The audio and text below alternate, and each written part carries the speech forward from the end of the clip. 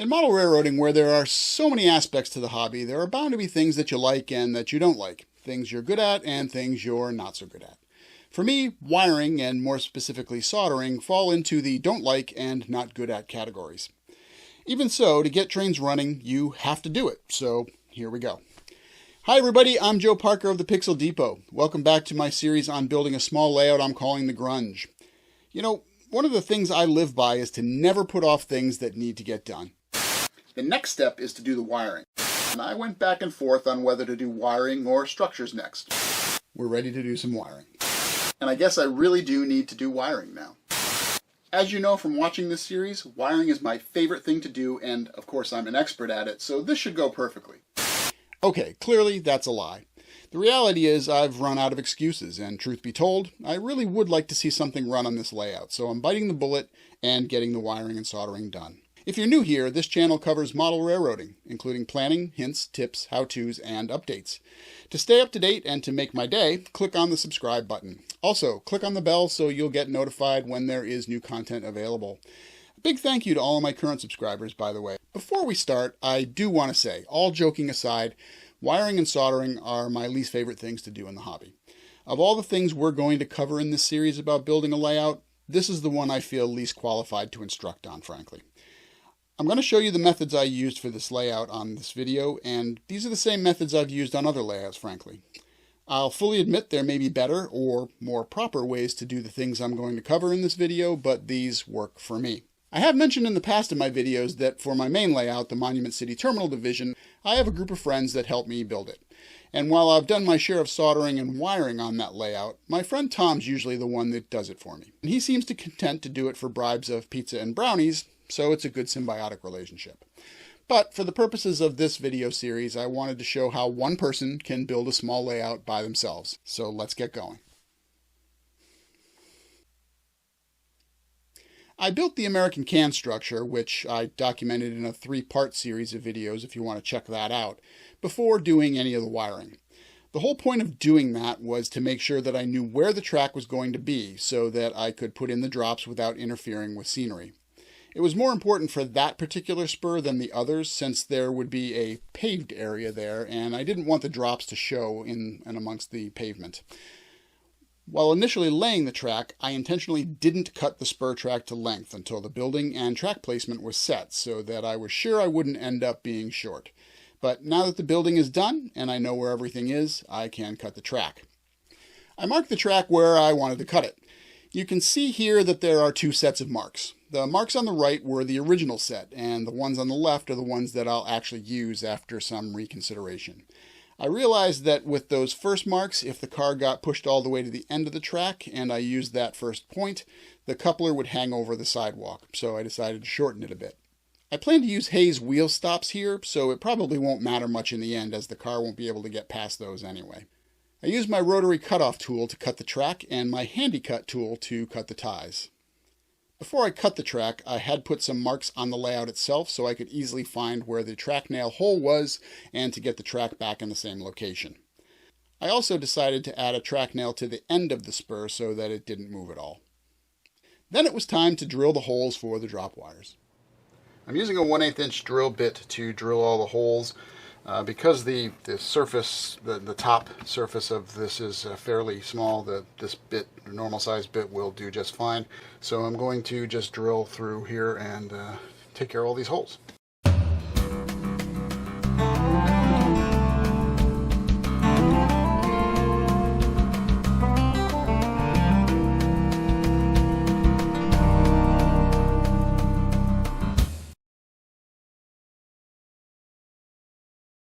One of the benefits of using gator foam as the layout base is its lightweight. If you don't know what I'm talking about, check out my video on making a base for a small layout. The entire Grunge layout is very light, under 15 pounds total, so in cases like this where I need to take the layout somewhere, it's very easy to move it around in my basement.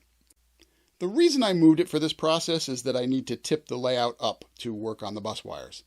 The backdrop is taller than the base is wide, so if I tipped it up on the bookcases that I'm using to support things where the layout lives, the base portion would be hanging off the front of the bookcase, and it would want to fall to the ground. I don't know about you, but layouts falling to the ground aren't exactly what I'm looking for, so instead I decided to do this on the sawhorses. And just to make sure everything was secure, I attached the layout to the sawhorses with clamps. Then I was ready to go. I'd already drilled the holes for the bus wire in the base when I put it together, so I didn't need to worry about that now.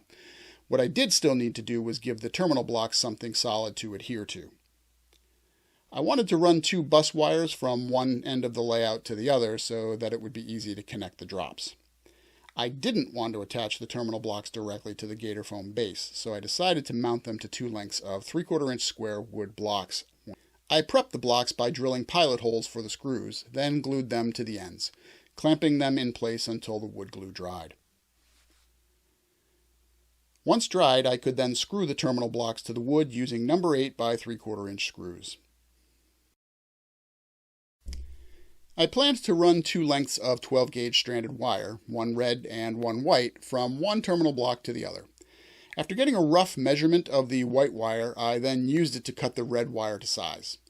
I plan to use wire spades so that it would be easy to connect the bus wires to the terminal blocks and get a solid anchor point. One thing I didn't do, which I probably should have with the white, I did go back and do it afterwards, but I didn't really try to take out the kinks here. Not kinks so much as just try to straighten the wire out and get some of the coil out so that it's a little easier to work with. But I did want to show you up close and personal what I did with the ends.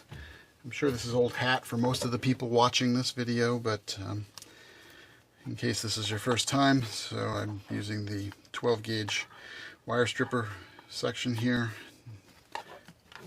Just pulling that off. And then I'm taking the spade connector, putting that on there. And there's also a 12 gauge crimper up here at the top. Fit that in the slot. Give it a crimp.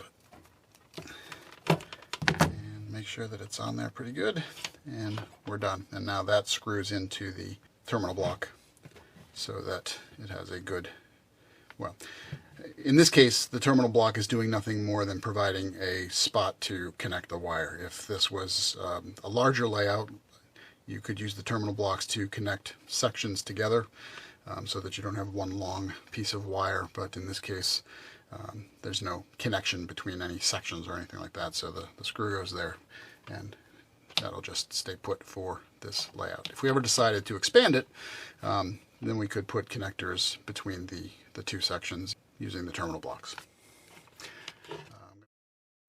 I wanted the wire to be taut but have enough slack so that I could manipulate it easily when connecting the drop wires. I also put in a couple of twists to the 2 wires.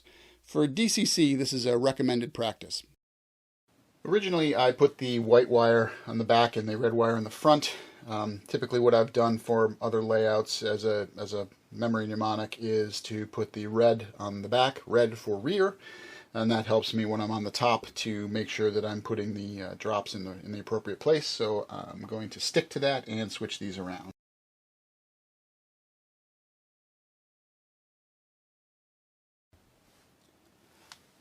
In determining the length of the drops that I'm going to need, I'm going to kind of base it on the longest one that I need. This is the bus wire. It's drooping a little bit here because it's just the way that it's hanging, but it'll be close to center when it's actually in place. These are the sets of drops, and there's another one off to the other side there that are going to be the furthest away.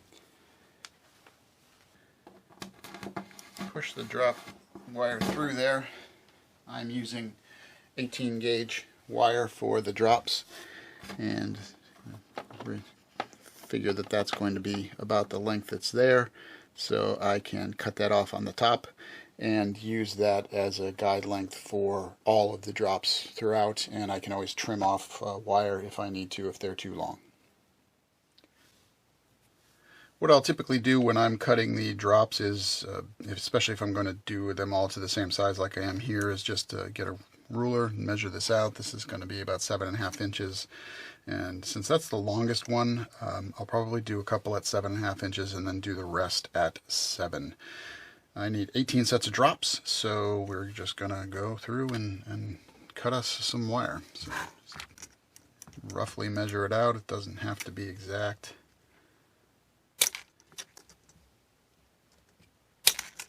Then we'll strip everything once those are all cut.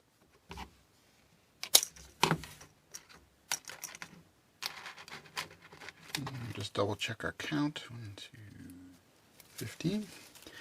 And we should be good to go on to the next step. The next step is to simply strip the ends. And this is 18 gauge wire, so we're looking at the second one here. Take off a little bit. And do that for both ends. And once again, you just repeat this whole process over and over again.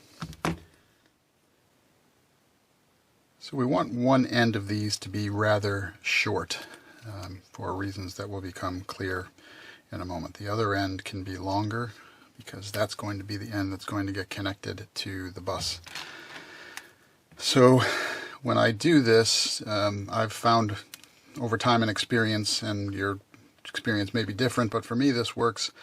Hopefully you can see that. If I can get the wire so that I can't see the end of it, just barely can't see the end of it as it sticks through there, that is the right depth for the top end. And the bottom end I just kind of eyeball just because it needs a length of wire exposed, but that length is not quite as critical as this top piece. So just repeat that process. We'll finish these up here really quick. And just as a reminder, the reason these are separated here is that the ones on the right hand side are the 7.5 inch ones. There are 3 sets of those that require the longest drops. The other ones I figured I could get away with less and went with 7 inches, and in some cases that 7 inches may even still be too long, but I'd rather be too long than too short and have to redo all this. So there we go, 18 sets of drops.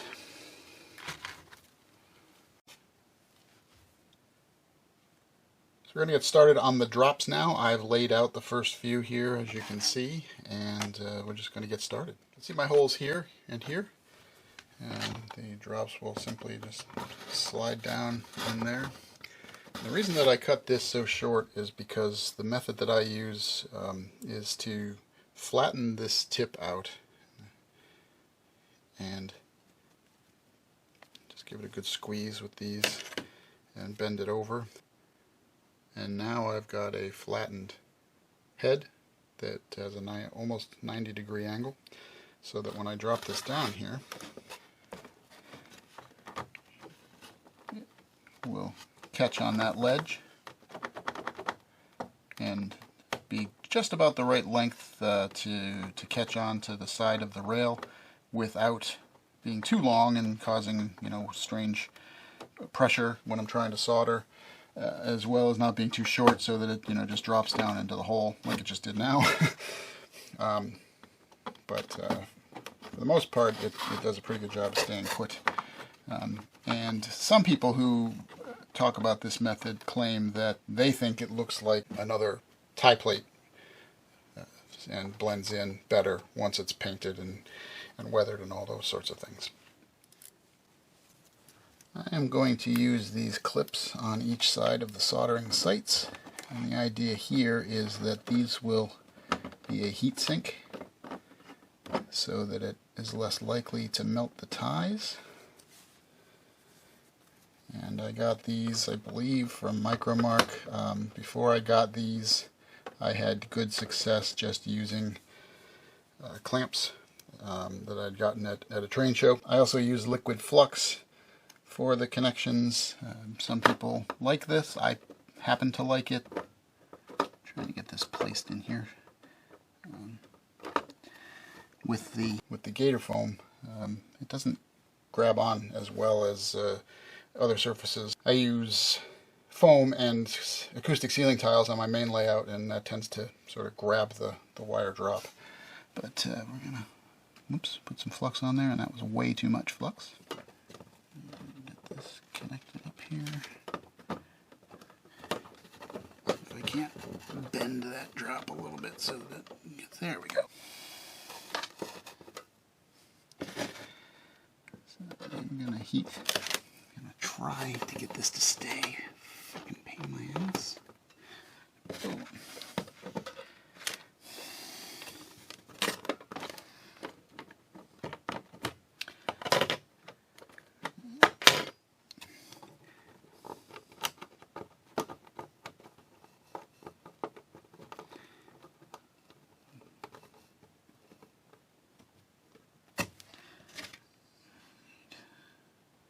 Got the chisel tip and the inside of the rail web. Yep, that would not take. So given the difficulty I had with that first drop, I am going to take a little bit more off of this. A little bit more of the insulation off. And see if that works out any better on this. You definitely don't want it too long, because then you have trouble, just as much trouble, but going sort of the other way where it's pushing and wants to twist off to the side rather than hook on the side of the rail. Gator foam is a bit of a different medium for this particular process than I'm used to working with, so we're going to experiment a little bit. Drop that down.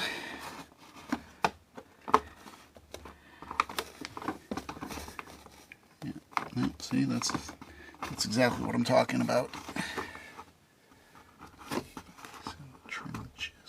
Hair off.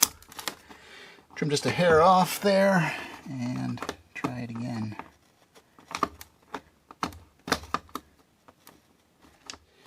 see how the back one works. That hole's a little farther away from the track, so this might be a decent length.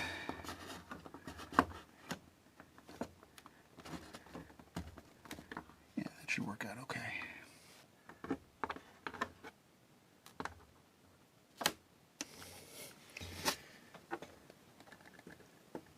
Drip of flux. Find that rail web. In we go.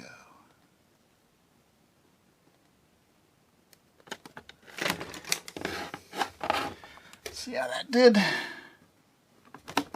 seems to be a pretty solid connection. So I'll melt this again.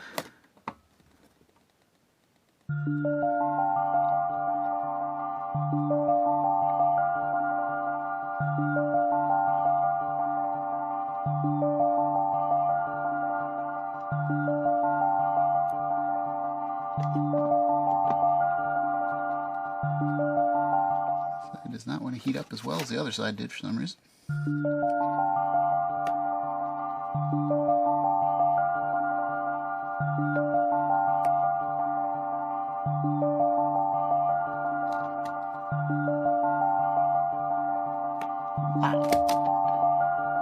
Side does not want to heat. There it goes. Finally.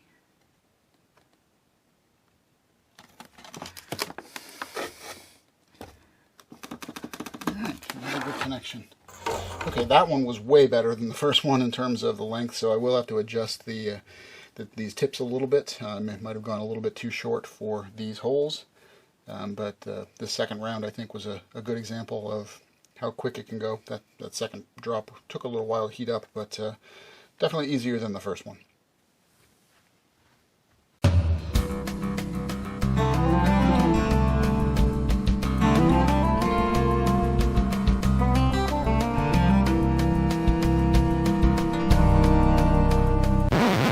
I'm not going to lie, I've been fighting with this drop for 10 minutes. I just can't get this drop to sit, and when I do, it wants to fall through. So I'm going to fight with this for a little longer, but off camera, and I will time it and let you know how long it goes. After an additional couple of minutes and some additional trimming, although I trimmed that drop quite a bit to try and get it in. Lengthened it, trimmed it, so on and so forth. I think it's finally in there good enough.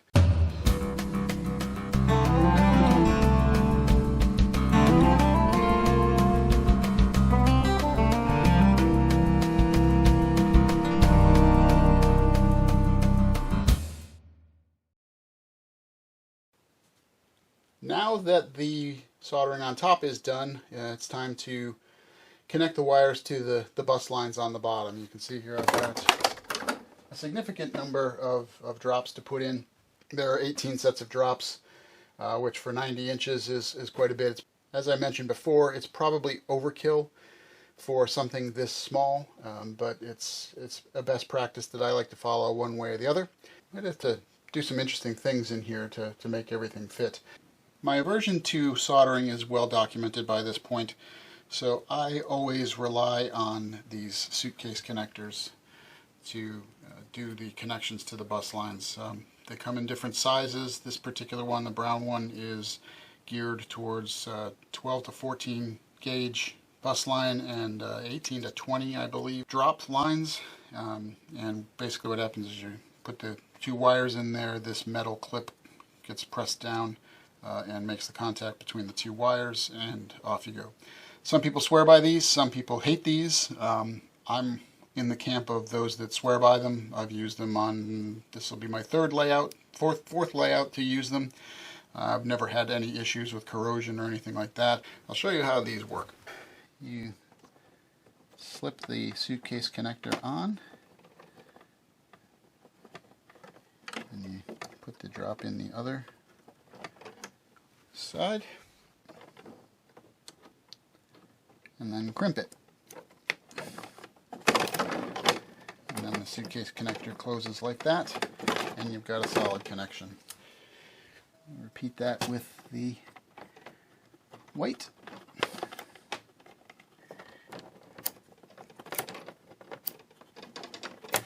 And off we go to the races.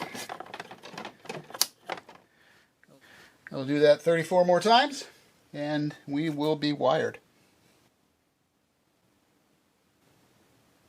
And all of the drops are connected to the bus via the suitcase connectors.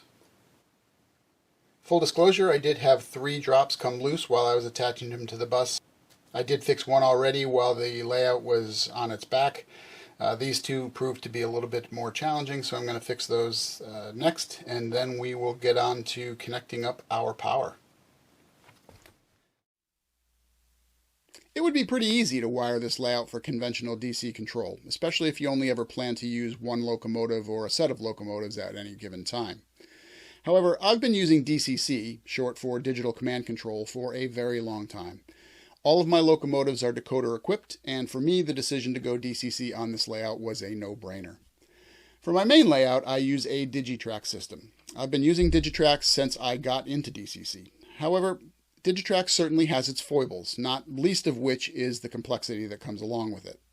A while ago, I heard good things about the ESU cab control system, and I wanted to try it out. I had the ESU system connected to my main layout for a while to test it out, and in the end, I wasn't impressed enough by it to go full on into ESU. Not to mention the fact that after so many years, I have a decent investment in Digitrax equipment, and switching everything over didn't seem to make much sense. That said, this layout seemed like a perfect use for the cab control system.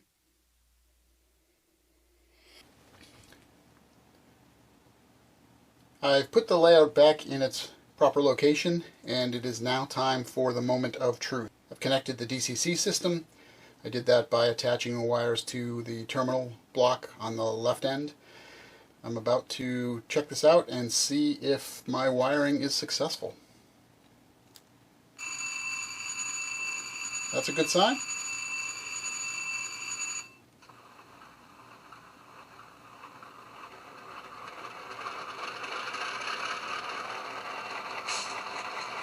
Headlights on, good sign.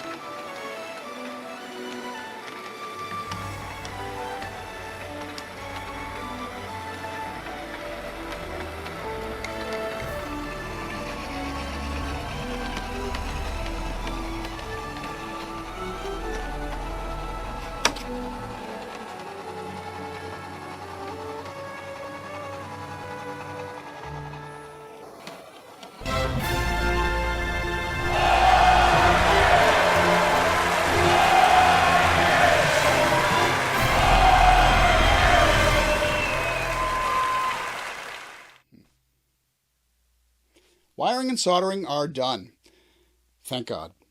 I do feel like there's been a weight lifted off my shoulders, frankly. And now we can continue to add to the layout while also being able to play a little. Even with the layout in its current state, I can officially hold an operating session. Maybe I should do a video on operating? What do you think? Let me know in the comments. Anyway, that's all for this episode. My methods for wiring and soldering may not be pretty, but they seem to get the job done. And I hope this video shows that even if a task isn't something you enjoy or are great at, with some perseverance you can get it done, or find someone to do it for you. Now, the moment of truth. What did I do wrong? What could I have done better? Any tips you can pass along about wiring and soldering so I can improve are definitely welcome, and you can leave those in the comments below. Also, if you have thoughts, suggestions, or questions about this video, the series, or the channel, include those there as well. If you enjoyed this video and think others would too, click the thumbs up to like it, and tell your friends. All this helps me figure out what you're looking for and helps my analytics. That's all for this episode. You can follow me on Facebook, Instagram, and Twitter. Links for that are in the description. And for more videos about building the grunge, you can click up here. For other related content, click down here. I'm Joe Parker of the Pixel Depot. Thank you so much for watching, and I hope you'll meet me next time in the train room.